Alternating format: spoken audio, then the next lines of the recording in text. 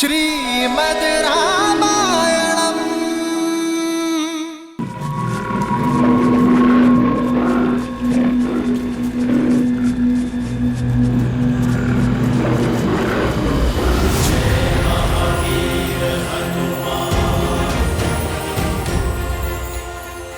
बालकों, किससे डर के भाग रहे थे?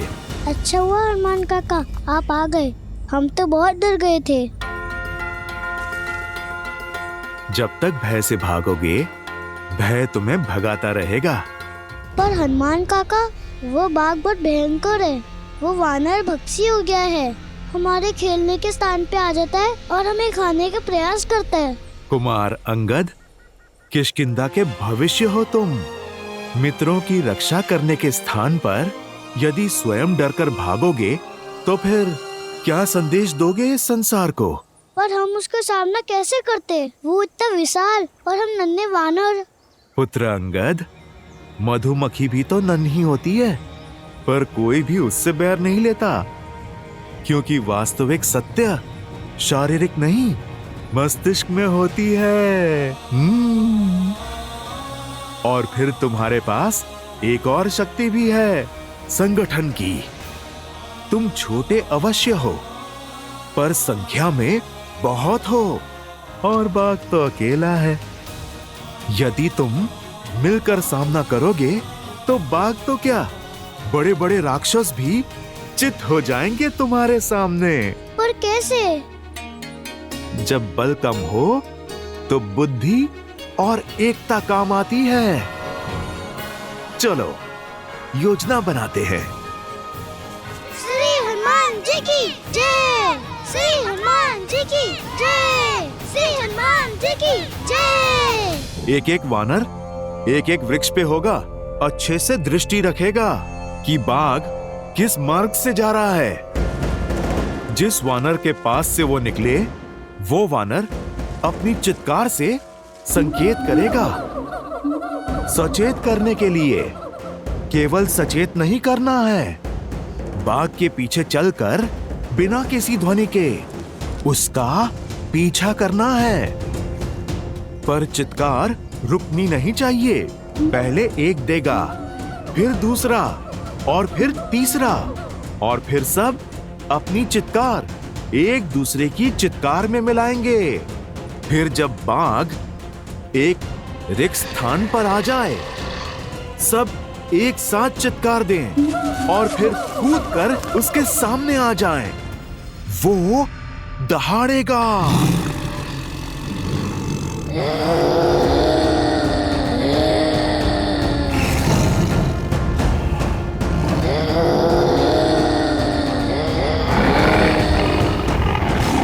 पर पुत्रों, ध्यान रहे, बाघ डरा नहीं है, वो आक्रमण करने की तैयारी कर रहा है।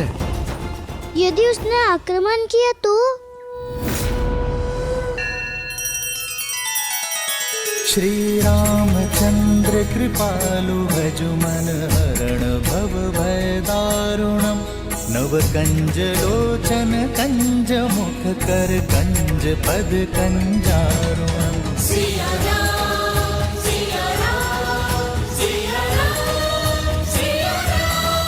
आदर्श और मर्यादा की है ये कथा महापावनम। काट मद श्री से मिला दे श्रीमद् रामायणम, श्रीमद् रामायणम।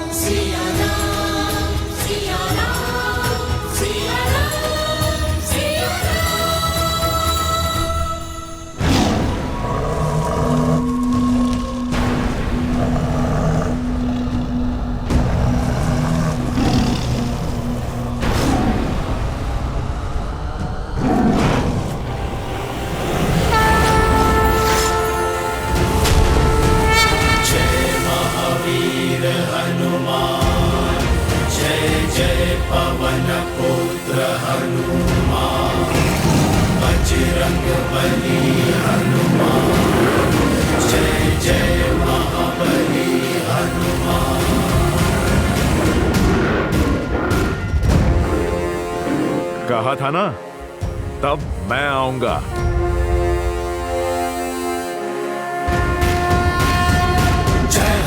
पवन ज्ञान गुण सागर जय कपीस तिहु लोक उजागर राम दूत अतुलित बल धामा अंजनी पुत्र पवन सुत नामा राम दुआरे तुम रखवारे होत न आज्ञा बिनु पैसारे आपन तेज समारो आपे दीन लोक हाथ करे कापे।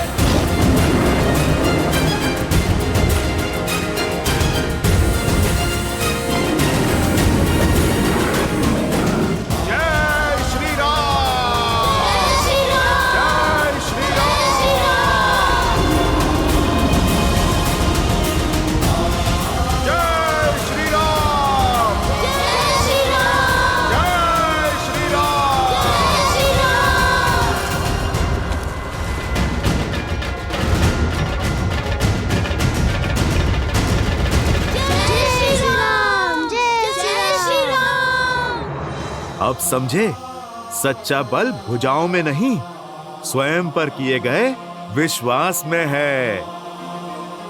फिर बाग चाहे कितना भी विशाल हो, नन्हे मुन्ने भी उसका परिहास कर सकते हैं। समझो, भय की आंखों में आंखें डाल के विश्वास से देखोगे, भय स्वयं दुम दबा के भाग जाएगा। पर ये विश्वास जगेगा कैसे हनुमान काका? भक्ति और शक्ति में संतुलन बनाना सीख जाओ।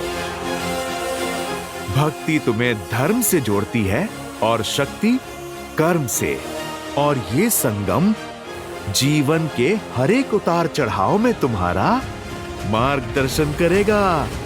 तो हमें भक्ति और शक्ति दोनों का पथ दिखाइए। ठीक है, तो फिर आरंभ अखाड़े से करेंगे।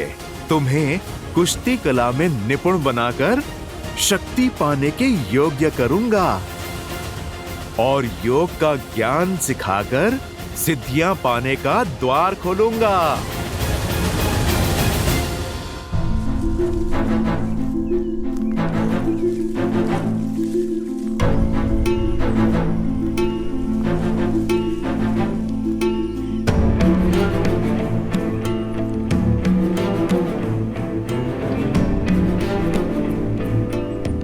मानचित्र के अनुसार मार्ग तो यही है, परंतु यहाँ तो नदी है।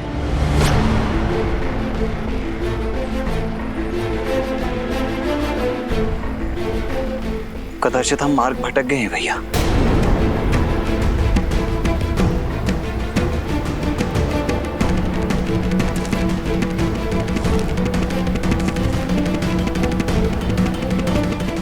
नहीं लक्ष्मण, अब तक का मार्ग ऋषि भारद्वाज द्वारा दिए गए मानचित्र के अनुसार ही चुना है, अर्थात दंडकारण्य का मार्ग सामने ही होना चाहिए। परंतु यहाँ तो नदी है ना भैया, फिर कदाचित ऋषि भारद्वाज से मानचित्र बनाने में कोई त्रुटि हुई हो। नहीं लक्ष्मण, ऋषि भारद्वाज बहुत ज्ञानी और अनुभवी है। वर्षों बिताए हैं उन्होंने यहाँ। उनके ज्ञान पर संदेह करना उचित नहीं है। मार्ग हमारे सामने ही है लक्ष्मण, कदाचित हम उसे देख नहीं पा रहे हैं।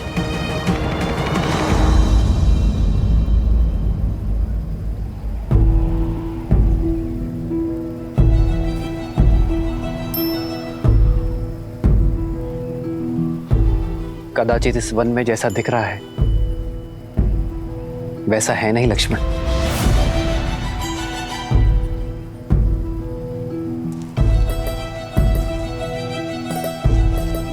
संभल कर भैया, नदी गहरी प्रतीत हो रही है।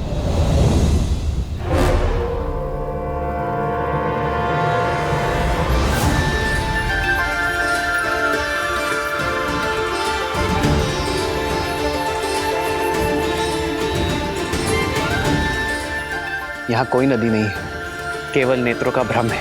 ऋषि भारद्वाज ने भी बताया था कि राक्षस मायावी है। कहीं ये भी किसी माया का भागी तो नहीं है? यदि मार्ग ढूंढना है तो माया से लड़ना होगा लक्ष्मण। जी भैया। आओ सीता।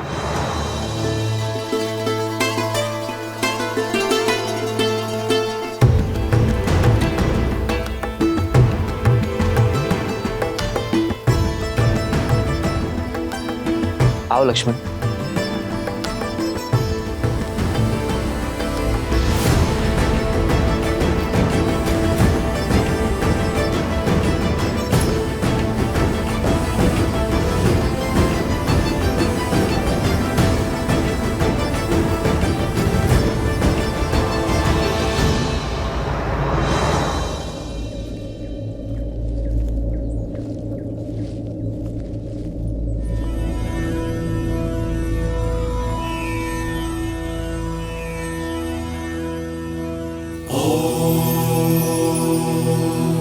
शांति शांति शांति।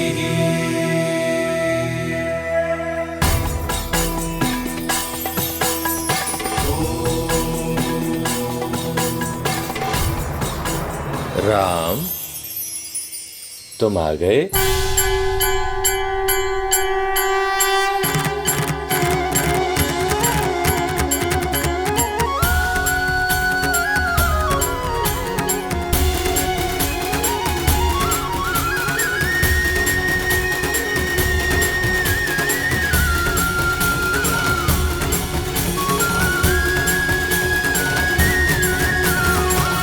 आप हमें जानते हैं ऋषिवर? हाँ राम, तुम्हारे जैसा पुरुषोत्तम ही हमारे द्वारा रचित इस ब्रह्म जाल को तोड़कर अत्रि आश्रम में प्रवेश कर सकता है। ऋषि अत्रि, भाग्यशाली तो हम हैं जिनके तप और तेज के विषयों के बारे में केवल सुना, आज उनके दर्शन भी पा लिए।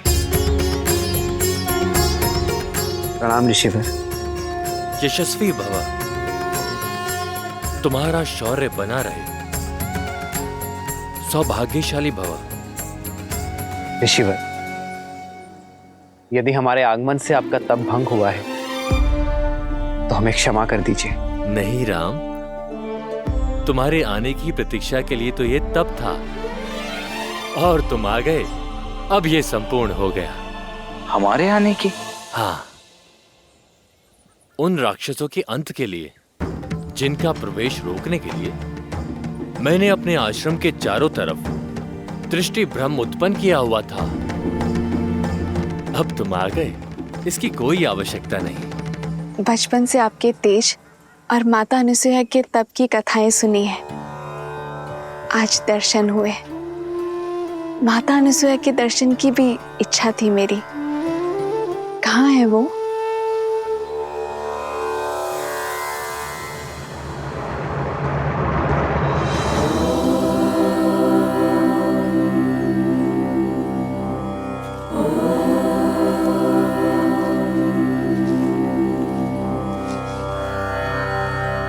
प्रणाम अनुसुईया माता।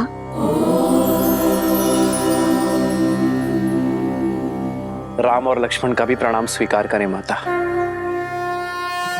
आशीर्वाद मांगने के पूर्व मेरे एक प्रश्न का उत्तर दो राम। ये दंडक वन है, यहाँ पग पग पर उदंडी असुरों का वास है। ये एक सज्जन शीलवान स्त्री के लिए कोई स्थान नहीं, और यहाँ तुम अपनी कोमल पत्नी को लेकर आने की भूल कैसे कर सकते हो? ये सुरक्षित नहीं है राम। क्षमा करें माँ, पर मैं असुरक्षित नहीं। जैसे आपके पास आपकी सुरक्षा के लिए आपके तप का ताप है, उसी प्रकार मेरे पास मेरे पति, मेरे श्री राम का कवच है, भैया लक्ष्मण की सुरक्षा है। जिस प्रकार आप इसी वन में अपने पतिव्रता के बल से अपने पति की संगिनी बनकर रह रही हैं, उसी से प्रेरणा लेकर ये सीता भी आपकी ही भांति अपने पति की यात्रा में उनका साथ देगी।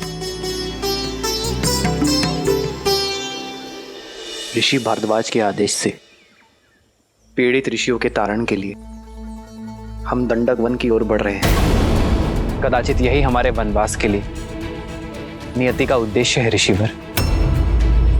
ऐसे में आपसे भेंट हमारे लिए आशीर्वाद है।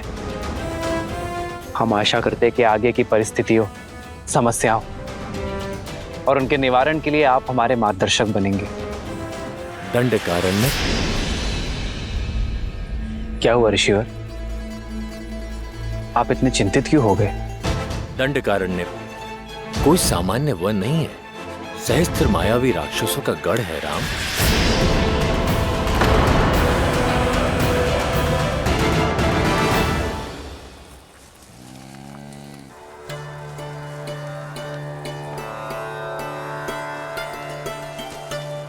यदि अनुमति हो तो कुछ पूछूं माँ? हाँ, पूछो। आपके तपोबल के विषय में बहुत सुना है माता गार्गी से। क्या सुना है? यही कि कैसे त्रिदेव ऋषियों का भेष धरकर आपके पतिव्रत की परीक्षा लेने आए थे और कैसे आपने एक असंभव चयन किया।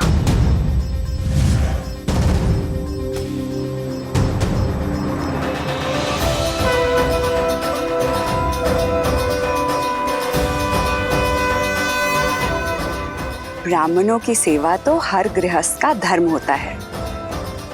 मैंने प्रयास किया है कि आपका हर संभव स्वागत कर सकूं। भोजन ग्रहण कीजिए देव। अवश्य देवी, परंतु बिना स्नान किए ये भोजन ग्रहण करना हमारे लिए वर्जित है। मैं अभी आप लोगों के स्नान का प्रबंध आश्रम के जलाशय में करवा देती हूँ। रुकिए देवी, धर्म कहता है कि अतिथि की इच्छा को उसके अनुसार ही पूर्ण करना चाहिए।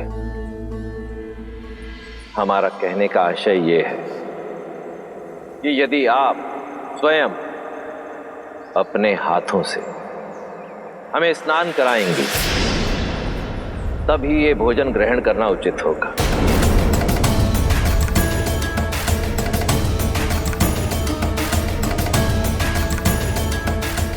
किस सोच में पड़ गई देवी? चयन आपका है। यदि आज हम ब्राह्मण ये भोजन ग्रहण करके इस आसन से उठेंगे तो ऋषि अत्रि का यश सर्वदा बना रहेगा, परंतु यदि हम भोजन ग्रहण किए बिना ही आसन से उठ गए तो अब तुम ही बताओ सीता, ये चयन उचित था या नहीं? चयन कठिन अवश्य था। जिस संसार में एक स्त्री की पहचान उसका रूप और यौवन होता है, आपने अपनी बुद्धिमता और चतुराई से स्त्री की नई परिभाषा लिख दी है। एक और पतिव्रता धर्म था और दूसरी ओर अतिथि धर्म। एक को बचाती तो दूसरा टूट जाता। ऐसे धर्म संकट में आपने अपने तप के बल से जो किया उससे न केवल दोनों धर्म का पालन हुआ बल्कि एक स्त्री की महानता और एक नारी के बल को नया आयाम मिला।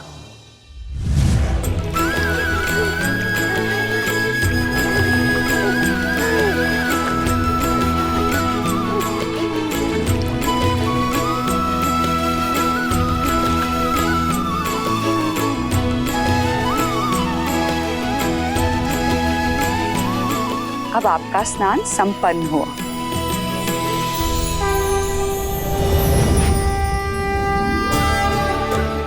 प्रणाम देवी। त्रिदेवियां एक सन्यासिन के घर, मैं धन्य हुई। कैसे करूं आपका स्वागत? हमें स्वागत नहीं, आपकी सहायता चाहिए देवी। हमारे पति त्रिदेव आपकी परीक्षा लेने गए थे पर अब तक अपने लोक नहीं लौटे। अच्छा, तो अतिथि के रूप में त्रिदेव आए थे। ये रहे।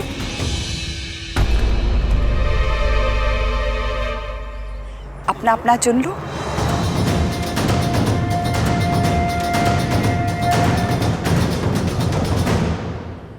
ये सब शिशु? हाँ, इन सब का आग्रह था कि मैं भोजन के पूर्व इन्हें अपने हाथों से स्नान कराऊं। मेरे पास और कोई विकल्प नहीं था, तो मैंने इन्हें शिशु में बदल के अपना धर्म पूर्ण किया। महान है आप और आपका पतिव्रता धर्म। कृपया हमारे पतियों को त्रिदेव बनाकर हमें पुनः लौटा दीजिए।